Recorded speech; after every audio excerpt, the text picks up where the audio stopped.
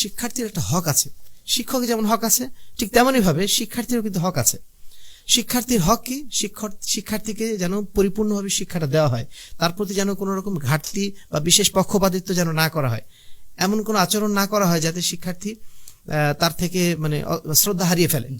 অনেক সময় শিক্ষকরা শিক্ষার্থীর প্রতি যথাযথ আচরণ করেন না, অনেক সময় এমন আচরণ করেন যেটা শিক্ষার্থীর মনে স্থায়ীভাবে একটা খারাপ একটা দিক চলে আসে, খারাপ প্রভাব পড়ে। তো অবশ্যই শিক্ষককে শিক্ষার্থীর হকটা আদায় করতে হবে। যদি তিনি আল্লাহকে বিশ্বাস করেন, আখিরাতকে বিশ্বাস করেন, যদি তিনি ইমানদার নিজেকে মনে করেন, শিক্ষার্থীর হকটাও তাকে দিতে হবে। শিক্ষার্থী মানে তার চাকর না, শিক্ষার্থী মানে তাকে যা তা খুশি বলা যাবে এমন না, তার প্রতি একটা দায়িত্বশীল আচরণ বা আমাদের মানে তার হকটা দিতে হবে। 3 নম্বর হচ্ছে যে একজন শিক্ষক শিক্ষার্থীর সামনে সর্বদা একজন আদর্শ হিসেবে থাকতে হবে।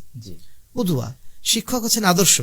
শিক্ষার্থীর সামনে নিজেকে সবসময় যদি আদর্শ হিসাবে উপস্থাপন করতে না পারেন, কখনোই শিক্ষার্থী তার কাছে ভালো করে শিখবে না। একজন শিক্ষক তিনি যদি নিজেই সিগারেট খান, কিভাবে তার শিক্ষার্থীকে বলবেন তুমি সিগারেট খেও না?